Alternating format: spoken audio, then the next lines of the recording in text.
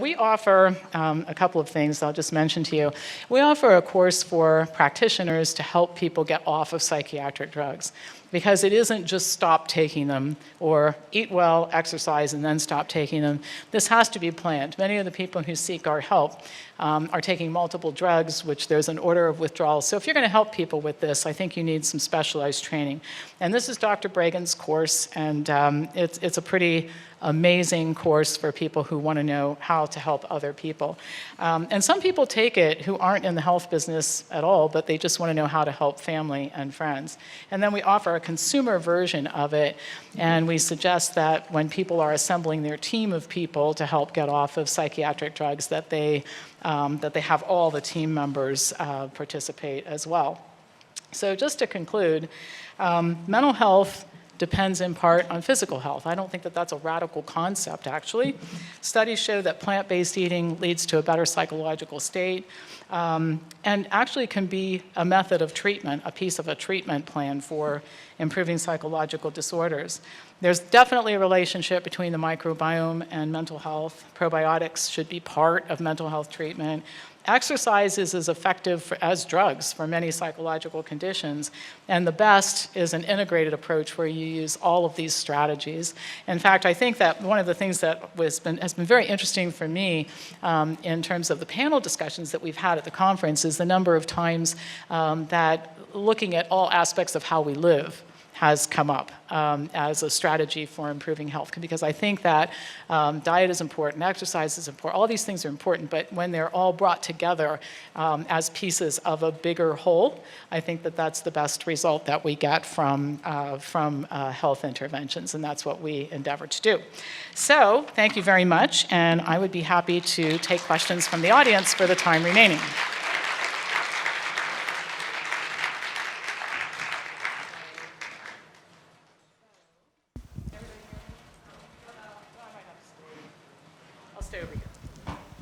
I'll stay over here. That works just as well. First of all, thank you very much for coming out. I appreciate your time and educating us all. Thank you. Thank you. So my question is, does the proposal of adding orthorexia to the DSM hold any water? As a non-professional advocate for whole food plant-based living, I've been accused of being orthorexic. Is there a rebuttal to this accusation? Well, let me say this. I think that one thing we have to recognize is that the danger that we all present when we get really enthusiastic about changing our diet is we want to tell everybody about it. And sometimes that enthusiasm does more harm than good. All right. So there are still a few people in Columbus that if they see me in the shopping mall, they'll duck into a jewelry store to avoid making eye contact because they remember when I first got into this and how over the top I was and all that sort of thing. So having said that, though, this business of orthorexia, which is defined as a person who's overly obsessed with what they eat, it's a pretty broad brush. So in other words, the person who's sitting in a restaurant saying, I want to make sure there's no dairy in this dish, or could you prepare those vegetables without oil, could be accused of being orthorexic, because obviously nobody sane would ask those questions, right? So I'm definitely opposed. I think the DSM should be burned. I think they should take all the copies. I'm not for book burning, but I think that self-respecting psychiatrists should get rid of the DSM and stop labeling people with stuff. You know, and I refuse to even call it mental illness. I don't think there's any such thing as mental illness. And if you want to read a great book about that, read Tom Saz's book, The Myth of Mental Illness, because he basically said there's nothing that quote-unquote mentally ill people do that we don't all do. They just do it to more of an extreme. And who is to define what that line is when we label them with something, right? So I'm opposed to this getting into the DSM. And as for people who accuse me of being too focused on health, you know, I remember one time having dinner with our family and people were making fun of my father and I, and he leaned over, he said, you know, you and I are the only people at this table who don't take meds. And I think it's interesting. They think there's something wrong with us, right? So yeah, I am a little obsessed about health, but I'd rather be obsessed about that than listen to this is what I hear when I'm out in regular with the others. By the way, that's what we call the people who aren't us. And that's why you have to be associated with groups like this, so you inoculate yourself when you spend time with the others, right? So when I'm out with the others, here's what people are talking about. Yeah, my Uncle Joe just had his gallbladder taken out, and I'm scheduled for a hysterectomy a week from Thursday, and yeah, they switched out my meds because my blood pressure meds were making me too tired. And then everybody at the table at dinner time takes out their meds. They're all taking their meds, and this is what they're doing. And then I order something without oil, and they go, "You're so picky about food." Yes, I am, actually, because I don't want to end up like you. So. Thank you, Pam, for coming and sharing this information. Two questions. One is that you spoke about exercise. Have you come across studies about meditation and mental health? And second question is, while I think most of us agree and you say that we should not be having meds because of all, etc. But in your speech, at least 3 or 4 times you mentioned that exercise is as good as meds. So are meds good? Yeah. Well, so first of all, the question about meditation, yes, there are some studies showing that meditation and mindfulness have a direct effect on health, and even a direct effect on habit change. I'll think of the name of this book in a minute, but Justin somebody or other, I'll think of it. But anyway, he talks about teaching people who are trying to quit smoking to be mindful. And the first thing he does is he tells them, I don't want you to quit smoking. This week, what I want you to do is be mindful about smoking. So when you're smoking, I want you to think about smoking and really experience smoking. And the people come back the next week when they've really been like mentally present in smoking. They go, oh my God, that's disgusting. I mean, I was standing out in the cold, it was 45 degrees under an umbrella, and I'm smoking, I smell bad, my hands smell bad. Oh my God. So the act of mindfulness and being present have a tremendous effect on our behavior and our thoughts and that sort of thing. So I think there's a great deal of evidence to support that. So let's talk about the medication. First of all, a blanket statement I can make about meds. There are some medications that should never be prescribed. I think the psychiatric drugs are that category.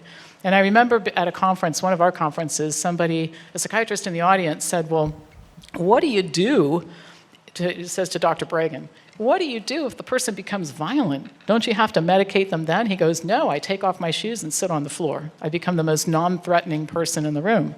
And that's how you help somebody without drugging them. People are afraid. That's what makes them psychotic. So I think those are a class of drugs we shouldn't use. I think that there are some drugs that have some usefulness. The problem is that they wouldn't be multi-billion-dollar drugs if we only use them for what they're useful for. So we're overusing them. In the case of psychiatric drugs, when we talk about exercise is as good as drugs, it actually is better because of lack of side effects, but understand that what people are getting is relief from bad feelings. That's what the measurement point is. On some type of depression scale, are you better? Are the bad feelings lessened? And drugs will do that. The problem is that drugs don't lead to happiness, and that's what people really want. And I think that one thing that is a major problem in healthcare is that patients sometimes don't know how to tell their doctors what they really want. And I'll give you an example. When people show up and say, my cholesterol's high, I need to get my cholesterol down. Okay, the message in that statement is, I want to live to be 100 and see my grandchildren graduate from college and get married. All right? Nobody comes in and says, you know what, my cholesterol is high, and I want you to help me get my blood work to be the best because I'm then going to show the neighbors and I'll win on the street. I mean, nobody's interested in just blood markers. They're interested in living a spectacular life. So the deception of the drugs is you drug away somebody's negative emotions, but you also drug away everything else, and people live in this state of numbness. There's no other way to describe it. It's a state of numbness. And it goes back to the, oh God, you can't experience an up without a down. So what you have to teach people to do is, first of all, to change their mind about some things, because many people have depression and anxiety because they have irrational thoughts about things. And that's different from right and wrong. The issue is, does this serve you to think this way? And also to understand that every time something is awful, you don't necessarily want to run away from it. It's a chance for growth. So, analogy that I would use, if I could invent a drug that allowed you to put your hand on a hot stove without feeling the heat, it would allow you also to keep your hand on the hot stove and burn all the way up to your arm without feeling any pain. This would be terrible. So the pain from the hot stove makes you remove your hand. So pain, emotional pain, makes you make changes. I mean, I've had miserable times in my life, but the emotional pain, getting away from it in a constructive way by saying, what's the matter with me? What am I doing wrong? Or what do I need to change in order to move forward in my life? That's a much more constructive way of looking at it, but it also you sometimes need some help to do it, which is why good therapists are helpful. Long answer to your question, but I hope I did answer it. Dr. Popper, Yes. Thank you again. And I just want to say I live in Canada, and the one thing that we have that you don't have here is we don't have pharmaceutical commercials on television. So Thank God. Yeah. that's one thing they could change. I have a question about probiotics, and you said some really helpful things in some of the panels earlier, but I actually have a case that is wanting to lose 30 pounds, and that's the reason she came to see me as a nutritionist. But this is absolutely her actual problem. And around rebuilding the microbiome, you mentioned in an earlier talk with a very compromised client that you would ease in with lower dose of probiotics first and then increase it.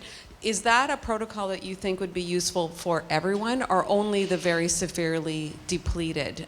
So I guess I'm asking, what is your best recommendation around advising probiotics? Because today, basically, when I see someone, or I very much suspect that their microbiome is compromised, I go straight to the 50 billion multi-strain, refrigerated, make sure it's fresh.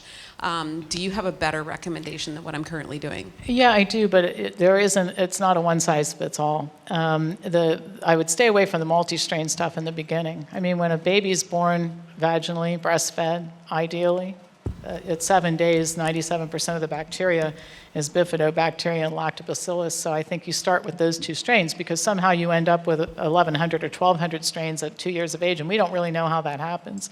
So I think if you've got somebody who's basically wiped out their microbiome, you start with those two strains. How much you give somebody, how much they can tolerate, depends upon what's going on with them physically. And so I think it's really important to get some training to be able to know how to do this in a constructive way. It's a wonderful and new area of study, but it's shocking how much information there was. I was able to create like 7 lectures. I had to limit it to 7 lectures, so that's the biggest problem with my courses that I create, is you would lose everybody by lecture number 287, even though it would be, science geek that I am, it would make it fun for me. So trying to summarize it in some way that's useful for practitioners and consumers, there's kind of a lot to it. But you're on the right track. You're definitely on the right track. Not necessarily. Not necessarily more is better. Yeah. Hi, thank you for a great lecture, but I wanted to ask you about blue lights and EMF, because I've noticed a marked improvement in my mental health by reducing blue lights to nearly 0 after dark, never holding a cell phone to my head or putting it in near my testicles unless it's on airplane mode. So that's what I wanted to ask you about. Yeah, there's some evidence that blue light interferes with the production of melatonin and that sort of thing. So, and some people are more susceptible to it than others. I mean, I teach in front of a computer until 11 o'clock at night when I'm home. And I have to wind down from doing it because my students ask a lot of questions and it's very intellectually stimulating for me to teach these classes. But, 25 minutes and a hot cup of tea in front of some TV and I'm ready to sleep. Other people find that it keeps them awake. There have been a lot of things that have been proposed that I think have some interesting possibilities. And one of them is that technology may someday allow for computers to change the light quality as the day goes on. That's actually under investigation or under development. And even the lighting in your house may change. You might be able to someday program your house lighting to change over time, which would lead to more sleep. So there's no question artificial light is important. I don't think any of us want to go back to the place where dark meant dark, right? But there are some challenges associated with it, which you brought up. Hi, Dr. Popper. Thank you so much for your lecture. There was so many things you spoke about that really spoke to me. So I'm so happy I'm here and grateful to you for all this information. I have three things. One of them is I read somewhere, I'm thinking it was a Navy SEAL, but they said that, when you get into exercise, you get to a point sometimes where it's awful, and you try to do the positive, it's going to be this, it's going to be that. And they said a term, embrace the suck. Embrace the fact that it sucks and move forward in it, because that's going to get you where you want to go. And it's going to suck. It doesn't get to a point where you're like, oh my God, I love it. Like you may, but there's going to be times where you. Can I address? Let me address that before you go on to the next one, because I'll forget. Okay. All right. So when you're dealing with habit change, this goes to expectations. Doing anything requires hard work and sacrifice and determination and the willingness to stick with something long after the commitment, the honeymoon period of the commitment is over. And this involves a form of toughening up. That's what you're basically talking about. And it also goes to something that I talk about a lot. I wrote an article on it called Wiggle Room. And I'll tell you what wiggle room means. I was having I had an obese client in my office that we just weren't getting through to. And the diet in and out, the exercise in and out, and we put forth pretty reasonable plans. They're doable. And so I said, well, I've got to come at this a different way. I've got to find a different way to reach this person. And I said, I want to ask you a question about something totally unrelated. I said, at your office, like where you work, do you handle cash? He goes, yeah. I said, do you ever steal any? He said, what? I said, no, do you ever steal money from your employer? He goes, no. I said, well, that seems like a pretty firm thing in your mind. I said, let me ask you another question. You ever hold your employer's money in your hand and think about what you could do with it if you did take it? And now he's getting very aggravated with me. He goes, no. I said, well, see, here's the problem you have with this diet and lifestyle thing. Unlike the money stealing, that's a hard rule in your book. I do not steal money, and that's admirable, right? But you know what? With this diet and lifestyle thing, you got a lot of wiggle room. It's like holding the money. I'm not going to steal it, but I'm going to think about what I could do with it. So you're getting up and you're having these conversations with yourself. Am I going to work out today or not work out today? Am I going to eat well or am I going to go have a donut? I said, you're letting yourself go all over the place with this wiggle room. I said, you need to have the same hard rules with yourself that you have for the other things that are important in your life, like your integrity. And this is part of your integrity. You make a promise to yourself and keep it. So I don't know if that's helpful, but go on with your next question. That's very helpful. You touched on a C-section versus vaginal birth and breastfeeding. If you could just speak to that. And you're located in Ohio. Do you ever think of maybe having a second location in New York? We have some people in New York, actually. We don't have a location in New York, but we have people who we've trained in informed decision-making in New York. That's awesome. Yeah, do you have information about that? Yeah. And I'm looking into getting a degree in nutrition or dietitian, but I can't seem to find one that speaks to this kind of... We own a school. We do that, actually. We offer an alternative to dietetics.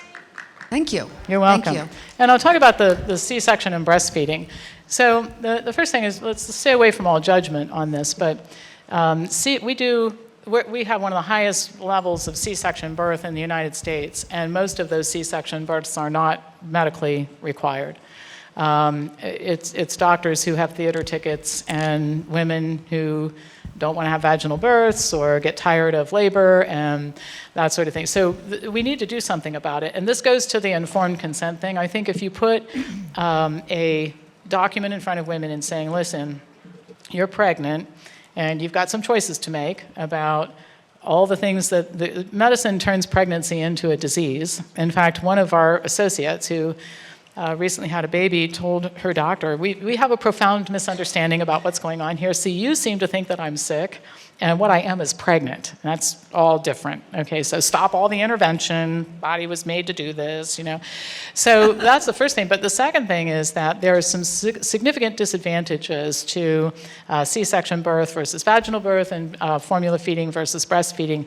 And if women saw all that before they made their decisions, many of them would make a different decision. And I remember a pregnant woman in my office one day talking about how inconvenient breastfeeding was. And I said, well, it is, but I got to tell you something. If you were looking for convenience, having children is not the pathway, okay? What you've just signed up for is 18 years, maybe even more, of an incredible amount of inconvenience, expensive inconvenience. So let's get clear on that, all right? So there are situations that mandate C-section birth. And by the way, the breast milk changes in response to a medically necessary C-section birth versus an elective C-section birth. And there are situations that mandate formula feeding. But in very many cases, that's not the case. That's not why this is being done. So all I'm for, I don't have a horse in the race, not my kid, but you should look at this information and then make a choice.